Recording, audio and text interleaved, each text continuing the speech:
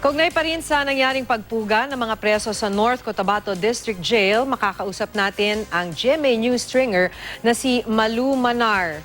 Malu, kumusta na yung sitwasyon ngayon sa North Cotabato District Jail?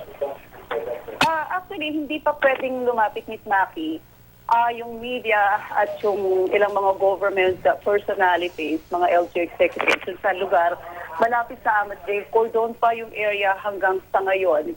Ang media nga lang ay inalaw makapasok sa may bandang Kapitolyo. Pero dun sa may bandang Patadon at Barangay Amas, mukhang hindi pa kami pinapayagan dahil ongoing yung manhunt operation ng mga operatiba, both ng Philippine Army at ng Philippine National Police. Nagpapatuloy yung manhunt operation.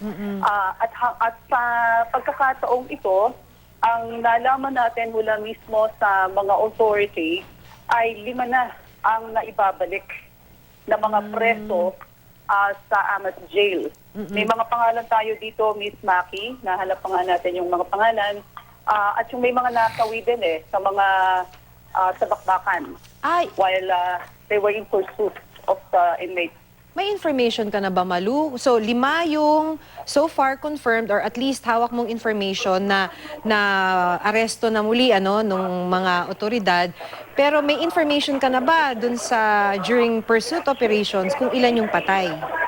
Oo, ito yung report na nakalap natin, Ms. Maki. 7 yung napatay sa madugong jailbreak sa North Cotabato District Jail o NCDJ sa Amos Complex, Kidapawan City. Ito yung naganap alas 12:30 ng madaling araw kanina. At sa mga napatay, Ms. Maki, 5 rito mga preso na tumakas, kasama ng higit 150 iba pa. Sila yung tumakas, of the 158, 5 rito ang patay. So kinilala ang mga napatay na sina Joey Aranas, Alan Tolentino, etong si Ed Celiscano, Adonis Sidenio at Rapacon Ambuluto. Pawang may mga kasong drug trafficking ito, Ms. Maki.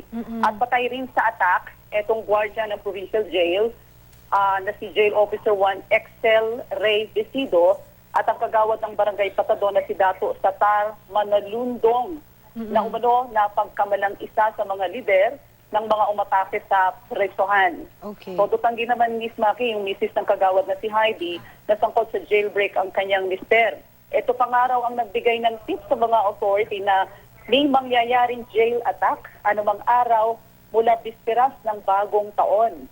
Pero kwento naman, sa press conference kanina, kwento ni Senior Superintendent Emmanuel Peralta, ang Provincial Director ng North Cotabato, nanlaban raw itong si Manalundong ng pasukin ng mga operatiba ng Special Action Forces at ng 39 Infantry Battalion ng Philippine Army ang kanyang bahay sa may East Patadon ng Barangay Patadon. Dahil dito, ito yung lugar kung saan ginamit ding exit route ng mga pumugang preso dahil namataan nga ang pagdaan ng mga ilang pugante dun sa kanyang bahay sa may East Patadon. Pero sa halip raw makipagtulungan sa mga pulis, itong si Kagawad Satar Laban at nakipagbarilan pa sa mga authority.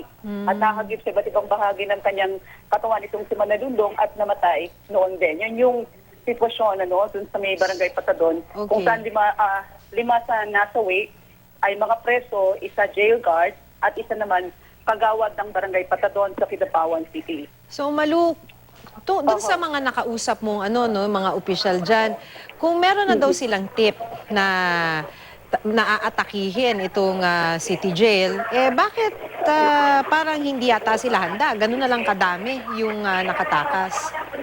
Ito kasi yung nangyari, as early as December 28, meron ng tip na natanggap yung authority. In particular, yung mayor ng Kidapawan City na si Mayor Joseph Evangelista na may jail attack na mangyayari anytime sa bisperas ng bagong taon.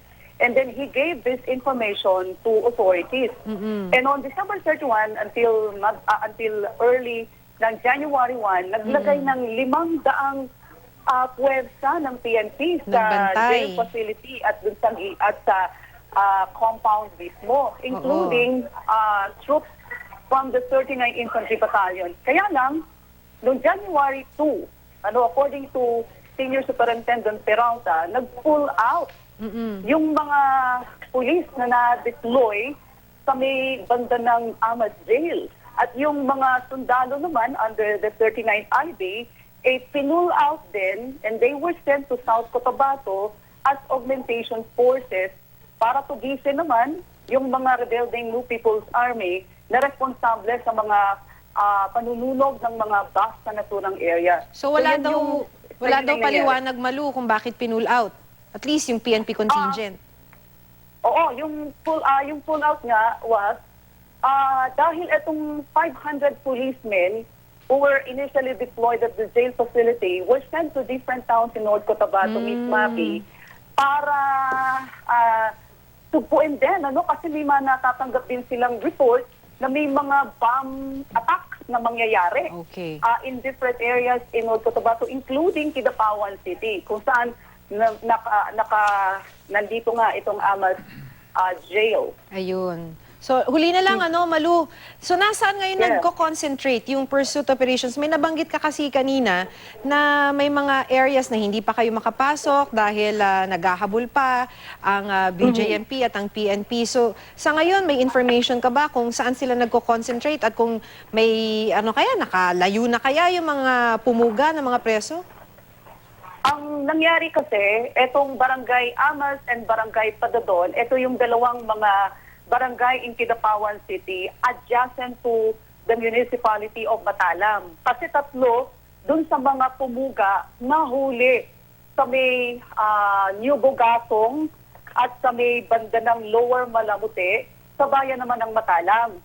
May isa namang presong pumuga, nahuli dito sa may bandang Barangay Amas sa Kidapawan City.